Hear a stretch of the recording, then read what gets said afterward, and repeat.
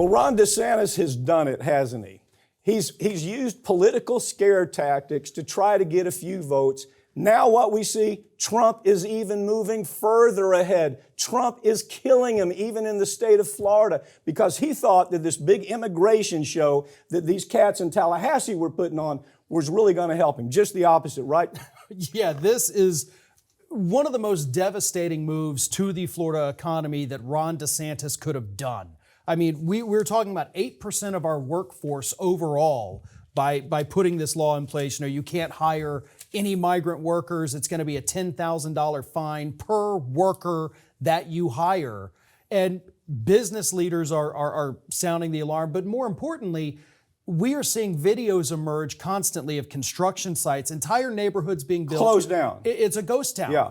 Truckers threatening boycotts in the state. Well, now, you know, we're going to get comments, oh, that's nonsense, you're making that up. No, I have driven by sites that are dead in the water. Yeah. People don't have, you're going to have immigrants that look, what is it about the immigrant worker that's so valuable to the entire GDP of the state? Okay, first of all is mobility, right?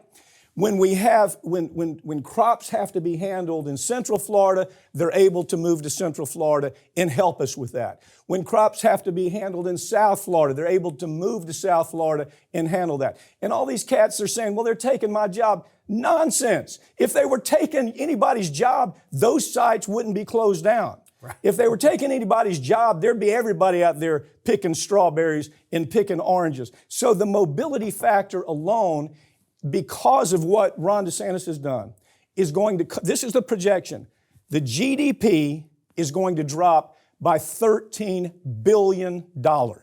That's what they did in Tallahassee as they were playing games, as they were involved with scare tactics. So the mobility factor is important, but also the demographic factor. I think what it is, for every 65-year-old and older, there are only 3 people, 3 bodies that are going to replace them in the workforce.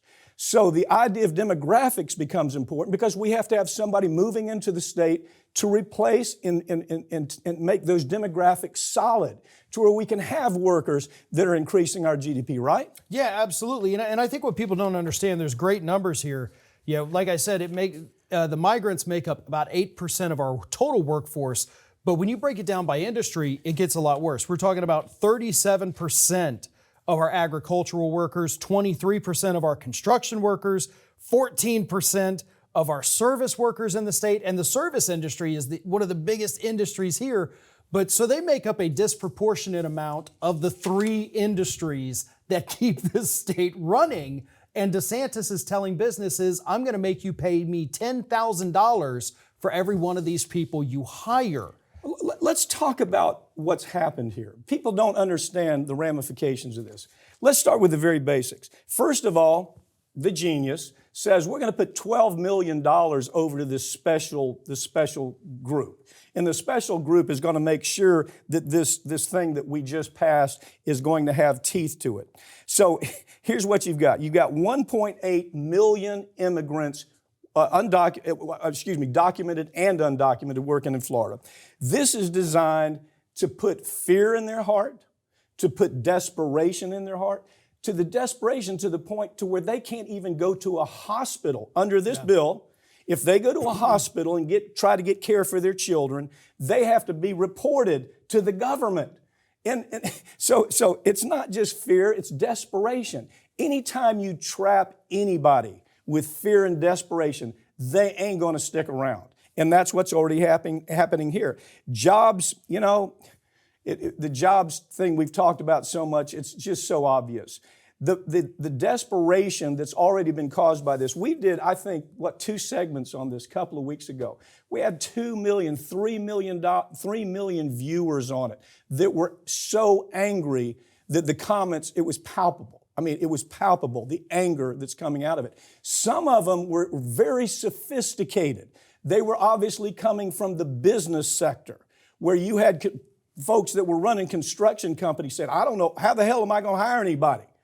And I think the thing that makes me the angriest is when you have these people saying, oh, you know, they're taking my jobs. That's total nonsense. It's bullshit. They're not taking anybody's jobs. These are jobs that nobody wants to do. They don't want to clean hotel rooms. They don't want to pick agricultural fruit. They don't want to build roofs. They don't want to be in 120 degrees out in the middle of nowhere putting a roof on a house after a hurricane hits Florida. They don't want to do all that stuff. So don't write in comments to this show saying, oh, gee whiz, you're putting people out of work. That's ridiculous. Well, it's funny that you bring that up because about 10 years ago in the state of Georgia, same talking point, the migrants are taking our jobs.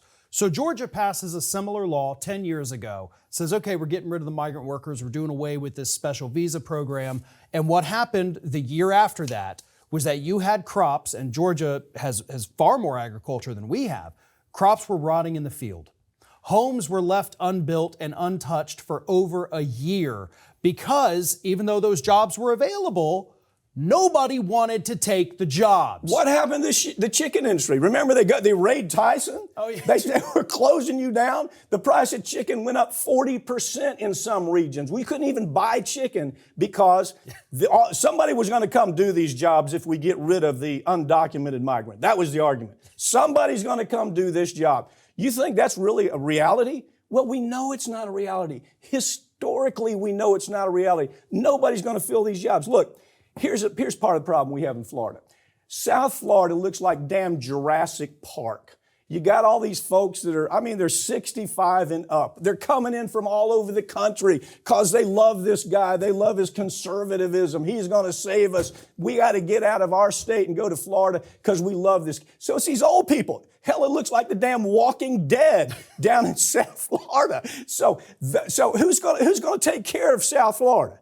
Right now, you have undocumented immigrants that are taking care of South Florida. They're taking care of hotels, building, agriculture, service industry. They're doing that. You think you're going to get these old timers to do all that when all the undocumented workers disappear? It looks like friggin' Jurassic Park down there, man. It basically is, and you're right. I mean, we're not going to get the folks down in the villages to go out there and start building houses. What are the villages? Yeah, it's this massive retirement community. Christ. You get old people all around the country. They come there. They do their golf cart parades, and you got about half of them that are pro-Democrat, half pro-Republican. They're going to tip over at any moment. Well, they're going to tip over at any moment. And what are they going to? Are they going to go fix roofs? They're going to pick strawberries? Well, and that's the thing. I mean, we know one thing they're doing. They actually have one of the highest STD rates in the entire country. That's weird, but it's a true statement. It really is. Well, anyway, look, we're going to keep it this story. I want him to get the message. Yeah. I want him to understand why Donald Trump is killing him. Is killing him in the numbers. And he thought this was going to help all of his little pals over there. Who's that guy we always talk about, the big forehead? And Andrade, okay. How Andrade was going to come to his aid and help him, all this stuff. I want these folks to know what the net effect of this is. It's not good. A new report's found that high school students in this country are falling dangerously behind in social studies and their understanding of basic civics. How does government work? What's a senator? What's a House of Representative? What's a Secretary of State? They know nothing. The numbers are staggering. I mean, what is it? 19%. Was it 19 to 22% have, I take it back. 13% are proficient in history. 13%. Now, pick it up. Maybe your wife's a teacher. So everybody knows 13% are proficient. That means only 13% of our students across the country are good at this. They understand it. So we're talking about close to 87% that are either not great at it or downright don't know it.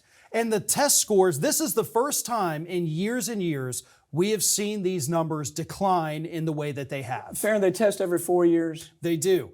And so when they tested 4 years ago, this group was already pretty bad. And then they test them 4 years later, okay, you've gathered more knowledge. And then they say, well, nope, I guess you didn't gather more knowledge. And look, I trace a lot of this back to the policies that happened under George W. Bush that everybody forgets about. No child left behind. Yes. Well, what was no child left behind? Teach to the test. Right. Make it to where they have to pass the test, and that's all that matters. But even that's a disaster because the numbers are even worse with math and reading. Yeah, they are. I mean, at what point do you say, well, this is okay? No, it's not okay. It's why we have a generation already just right below us that says censorship is a great idea. Let's censor anything we don't agree with, because they don't understand civics. They don't understand the First Amendment. They say if we disagree with something, it's fine to censor it, because they don't get the connection. So what is this generation going to do? I mean, they're coming up. How bad is it going to be there? Look, it's bad. It is worse than what we thought. And this is something, honestly, you and I have talked about at length for many, many years about how they're losing their grasp on the basics of the economy, of the government, of history itself. And it is going to get worse because right now, what's happening? We've got state governments censoring the textbooks. They're erasing parts of history, making it illegal to teach it. Well, not only that, they're taking bestsellers off of the shelves because they disagree with the words that were used. You can't get Tom Sawyer in a class because the words that were used. You can't show a picture of Michelangelo's David to a class because now it's pornography. Yeah. Well, we have a whole generation that's buying into it, man. I mean, I'm telling you, right? Censorship, yeah, it's fine. Comedy, yeah, we can censor comedy. If we don't like what that comic says, hell, take him off the stage. If we don't like what the speaker says and he comes to our college campus, close it down, make it so impossible for him to speak that he can't speak. You see the danger with that, right? But what if a kid doesn't even understand civics, basic First Amendment issues? Then it really gets complicated. Well, and part of the problem too is that they're watching as their parents are calling for the censorship of the textbooks, of the books in the libraries. So this is what they're going to know, which means it's what they're going to repeat when they become parents themselves. I literally saw To Kill a Mockingbird needs to be censored, okay? To Kill a Mockingbird. We're going to censor To Kill a Mockingbird because we've got these snowflake types that are they're mind police. It's 1984 all over again, brother. And that's what's happening. We're really experiencing it right now. Maybe we do deserve the radioactive activity into the roads. Just let's go full idiocracy at this point. It is idiocracy.